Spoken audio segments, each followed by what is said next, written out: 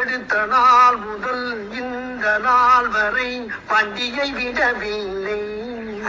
வண்டியை விடாம நாள் கணக்கா சுத்திட்டு இருக்கான். துபாயில் சைக்கிள் பிரியர்களுக்காகவே உருவாக்கப்பட்டது அந்த கரீம் பைக்கு. சைக்கிள் ஓட்ட ரொம்ப பிரியப்படுறவங்க, ஊரில் சைக்கிள் ஓட்டி ஓட்டி பழகப்பட்டவங்க, இங்கே சைக்கிளே ஓட்ட முடியாது துபாயில் அப்படின்னு யாரெல்லாம் நினைக்கிறீங்களோ உங்களுக்காக தான் இந்த கரீம் பைக். இது வந்து ஹவர்லிலையும் கிடைக்கிது, மந்த்லி ரெண்டல்லையும் இருக்குது.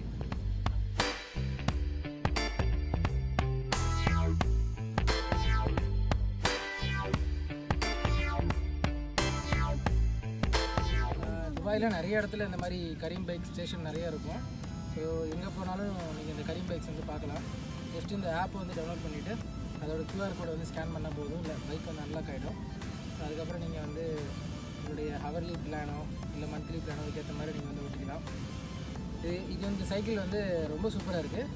இது வந்து நம்மளுடைய பழைய கியர் மாடல் சைக்கிள்.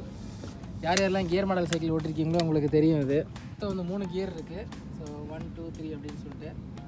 ஸோ அது போக காலிங் பெல் வந்து ரொம்ப சூப்பராக இருக்குது. இது வந்து rolling type calling bell. Just நீங்கள் வந்து இதை வந்து ரோல் பண்ணணும். இந்த சைக்கிள் வந்து நல்ல மெயின்டெனன்ஸு ப்ளஸ் வந்து நல்ல குவாலிட்டியாகவும் இருக்குது. இப்போ நாங்கள் வந்து அல்மர்ஜான் அப்படின்ற ஒரு ஐலாண்டு பக்கத்தில் வந்திருக்கோம். ஸோ ஈவினிங் ஒரு சன்செட் பார்க்குறதுக்காக.